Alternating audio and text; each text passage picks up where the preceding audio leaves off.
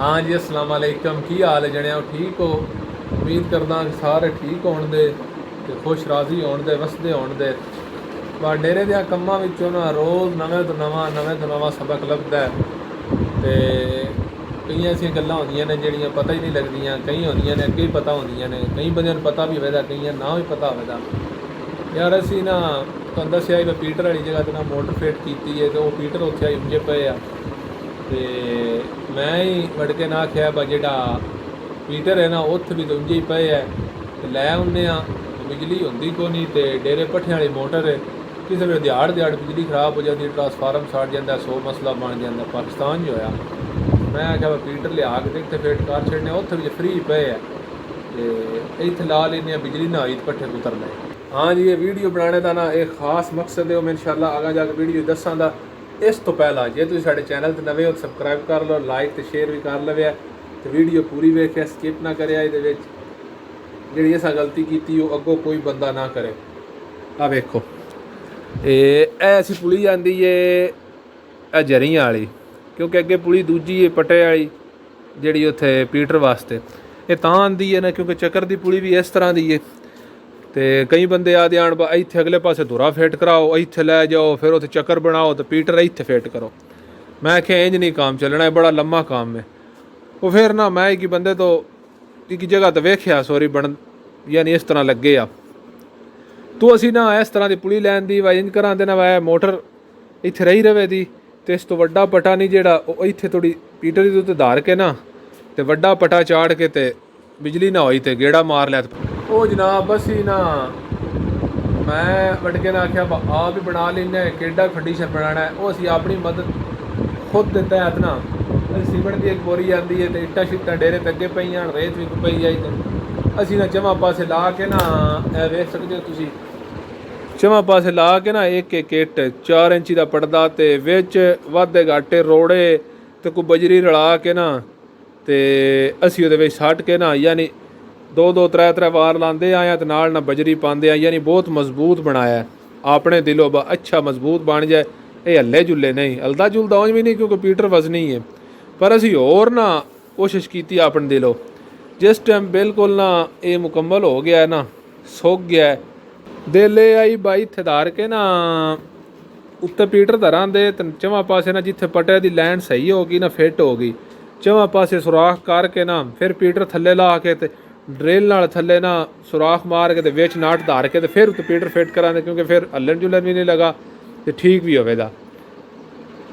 ਅੱਗੋਂ ਹੁਣ ਇੱਥੇ ਗੱਲ ਸੁਣਨੇ ਵਾਲੀ ਏ, ਮੇਨ ਪੁਆਇੰਟ ਵਾ ਜਿਹੜੀ ਅਸੀਂ ਗਲਤੀ ਕੀਤੀ ਹੈ ਤੇ ਜਿਹੜੀ ਸਾਡੇ ਕੋਲ ਗਲਤੀ ਹੋਈ, ਇਤਨੀ ਮਿਹਨਤ ਵੀ ਜ਼ਾਇਆ ਹੋਈ ਹੈ, ਇੱਥੋਂ ਸੁਣਨੇ ਵਾਲੀ ਹੈ। ਇਹ ਉਹ ਗਲਤੀ ਹੈ ਜਿਹੜੀ ਮੈਂ ਤੁਹਾਨੂੰ ਦੱਸਣ ਲੱਗਾ।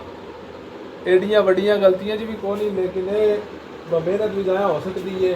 जिन्हें बंदियां को फिट कीती जिन्हें पता है ਜਿਹੜੇ ਮਿਸਤਰੀ ਨੂੰ ਆਉਂਦੀ ਠੀਕ ਹੈ, लेकिन जिन्हें बंदियां नवा ये काम करना है ना, मैं सिर्फ इस वास्ते बना रहा भाई जे कोई वीडियो वेखी होती तो ये काम नहीं करना।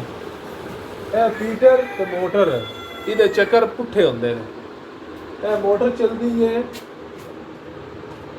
इस पास ना चक्कर टुरदा वेखिया तो पीटर ही जिस पास धरी है तो पीटर का चक्कर पुट्ठा चलता है। इस वजह तो फंडिशन बना बैठे पुट्ठा, ये बनाना ही इस पासे तो बना बैठे उस पासे, ये दोबारा पट के तो नवा बनाना है।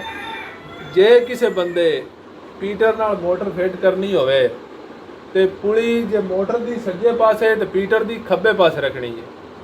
बार बार मैं प्यारा साढ़े यार ना करिया। वेख्या बंदा हुण असीं बुलाया, आ वेख लो मार मार के सट्टा ना हलदा जुलदा को नहीं पिया, जड़ा है डड़े आ जे हल गया तो इस वास्ते सोच समझ के जो काम इदा करे तो करे। असी बड़ी बजरी तो बड़िया इट्टां ते सीमटे ना ला के तो बड़ा पक्का काम कीते आई। हुण इंशाअल्लाह हल जाता है तो फिर तुहानूं दस्सने भाई किहड़ी जगह ते फिट होवेगा तो किहड़ी जगह ते रखना चाहिए कि अलाइनमेंट होवे दी जे हलिया तो वेखो हुण सही जगह ते कंडीशन होया। वेखिया